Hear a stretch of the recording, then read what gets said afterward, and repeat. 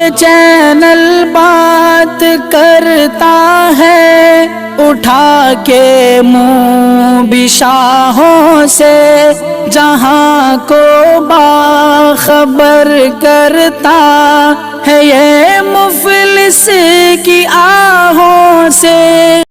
ناظرین گرامی، السلام علیکم ورحمۃ اللہ وبرکاتہ۔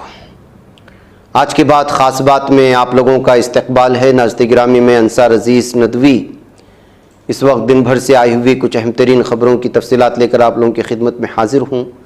تفصیلات میں جانے سے پہلے آپ لوگوں سے جو ہمیشہ سے درخواست ہوتی ہے اس پر توجہ کریں۔ دونوں پرائم ٹائم شائع ہو چکے ہیں، دیکھیں جائیں، دوسروں تک پھیلانے کی کوشش کریں، ادارے کو مضبوط کریں۔ آئیے پہلی خبر کی جانب بڑھتے ہیں۔ دہلی میں ہوا کا معیار ہفتے کی صبح مسلسل تیسرے دن شدید زمرے میں رہا اور صبح 8:30 بجے air quality index AQI 504 record کیا گیا۔ قومی دارالحکومت میں PM 2.5 عالمی ادارے صحت کی حد سے 80 گنا زیادہ رہا ہے۔ دہلی میں PM 2.5 کا کنسنٹریشن 354 ہے، جبکہ دہلی NCR کی زیادہ تر علاقوں میں M10 کا کنسنٹریشن 552 ہے، جو کہ 60 مائکروگرام فی کیوبک میٹر کی محفوظ حد سے زیادہ ہو چکا ہے۔ کانگریس کے صدر ملکاجن کھڑگے نے اسمبلی انتخابات والی ریاستوں میں مرکزی ایجنسیوں، انفورسمنٹ ڈائریکٹوریٹ اور محکمہ انکم ٹیکس کی کارروائی کا ذکر کرتے ہوئے آج کہا ہے کہ ملک سے انگریزوں کو بھگانے والی کانگریس مودی سے ڈرنے والے نہیں ہے۔ ادھر ہریانہ میں واقع ایک دواساز کمپنی کے سربراہ نے اپنے ملازموں کو دیوالی کا خصوصی تحفہ دیا اور اس خصوصی تحفے میں نئی ٹاٹا پنچ کاریں دی ہیں۔ نیوز 18 پر شائع خبر کے مطابق ویڈیو جس میں دکھایا گیا ہے مالک بھاٹیا ذاتی طور پر ایک آفس ہیلپر سمیت 12 ملازمین کو کار کی چابیاں دیتے ہوئے نظر آ رہے ہیں اور یہ ویڈیو سوشل میڈیا پر وائرل ہو رہی ہے۔ چھتیس گڑھ میں پہلے مرحلے کی ووٹنگ میں 3 دن باقی ہیں۔ آج کانگریس لیڈر راہل گاندھی نے جگدل پور جلسے عام سے خطاب کیا۔ راہل گاندھی نے کہا وہ BJP لیڈر قبائلی نوجوانوں پر پیشاب کرتے ہیں، پھر ویڈیو وائرل کرتے ہیں۔ وہ قبائلیوں کو دکھانا چاہتے ہیں کہ ان کی جگہ کہاں ہونی چاہیے۔ ادھر کیرلا ہائی کورٹ نے حکام کو تمام مذہبی مقامات پر چھاپے مارنے اور پٹاخوں کو ضبط کرنے کا حکم جاری کر لیا ہے۔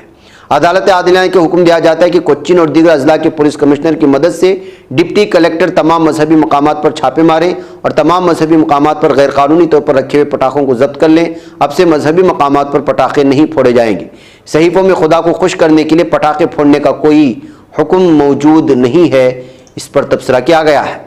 آج SC ST OBC اور اقلیتیں بیداری ہو چکی ہیں، ان کا سیاسی شعور پختہ ہو چکا ہے۔ اس مرتبہ لاکھوں کوششوں کے باوجود ووٹوں کی تقسیم ممکن نہیں۔ کانگریس کے حق میں ماحول بن چکا ہے۔ امید ہے کہ وہ اس بار زبردست اکثریت سے فتح یاب ہوں گے تاکہ آئین کی دھجیاں اڑاتے ہوئے آیا رام اور گیا رام کا کھیل نہ ہو سکے۔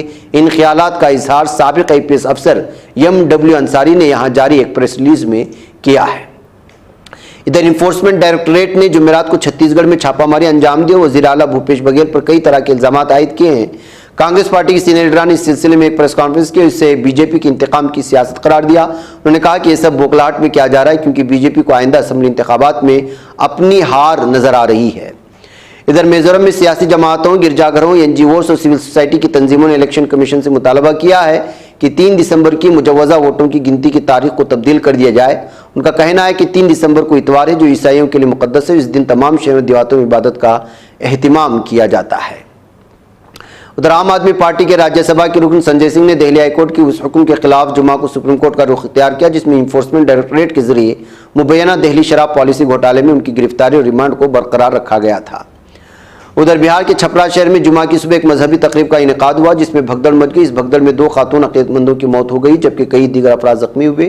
حالانکہ ضلع انتظامیہ نے بھگدڑ کی بات سے انکار کرتے بد انتظامی کو حادثے کی وجہ بتایا تھا۔ ادھر وزیر اعظم نریندر مودی ہفتے کو چھتیس گڑھ پہنچے۔ وہاں درگ ضلع میں عوامی ریلی کو خطاب کرتے وزیر اعظم مودی نے اعلان کیا کہ مفت میں راشن اسکیم PMG کے یہ وعدے کو 5 سال مزید بڑھا دیا جائے گا۔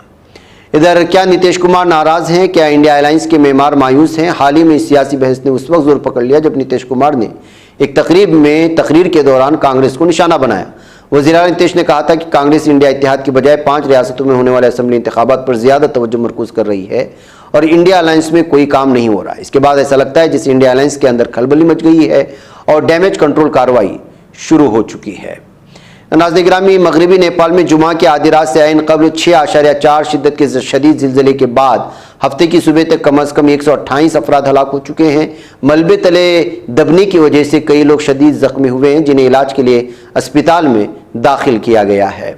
پاکستان میں ایک بار پھر دہشت گردوں نے فضائیہ کے اڈے پر حملہ کیا ہے۔ پنجاب پاکستان کے شہر میان والی میں پاکستانی فضائیہ کے اڈے میں خودکش بمباروں سمیت بھاری ہتھیاروں سے لے 6 دہشت گرد داخل ہو گئے۔ دونوں طرف سے شدید فائرنگ ہوئی جس میں 3 دہشت گرد ہلاک ہوئے۔ اس واقعے کی ویڈیو بھی منظر عام پر آئے جس میں ایئر بیس کے اندر بڑے بڑے شعلے دکھائی دے رہے ہیں۔ تحریک جہاد نامی تنظیم نے اس حملے کی ذمہ داری قبول کرنے کی بات کہی گئی ہے۔ عالمی سطح پر افراتفری اور جنگی جنون کے درمیان قالین کے کاروبار پر منفی اثرات کے خدشے کو لے کر برآمد کنندگان کی تشویش بڑھی ہے۔ گزشتہ دنوں بدوئی کے قالین میگا مارٹ میں منعقد انڈیا کارپیٹ ایکسپو 2023 میں ملنے والی برآمدی آرڈر برقرار رہیں گے یا نہیں، اس تعلقات سے برآمد کنندگان فکر مند ہیں۔ ادھر اسرائیلی میڈیا نے صدر رجب طیب اردوغان کے اور صدارتی کمیونیکیشن ڈائریکٹر فخر الدین آلتون کو نشانہ بنایا ہے۔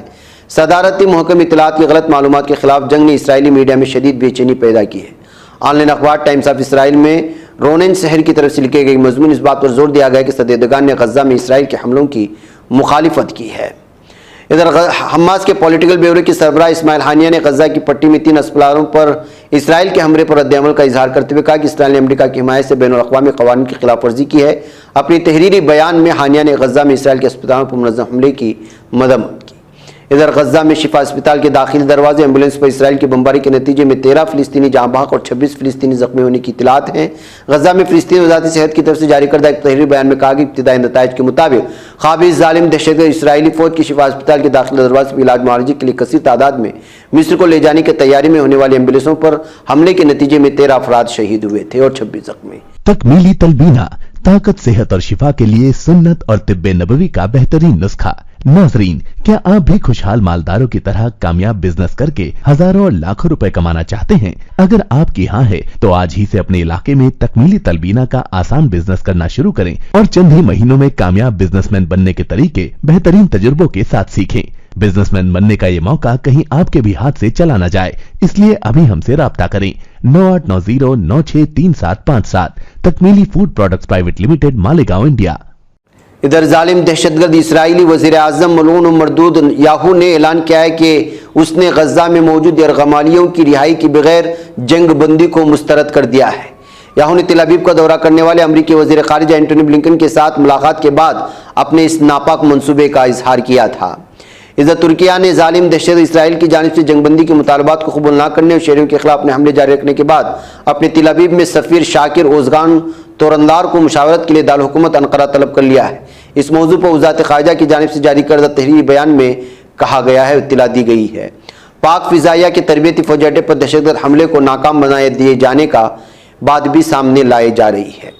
ناظرین گرامی، آج کی بات خاص بات میں اتنا ہے۔ انشاءاللہ پھر آپ لوگوں سے ملاقات ہوگی، مجھے اجازت دو۔ السلام علیکم ورحمۃ اللہ وبرکاتہ۔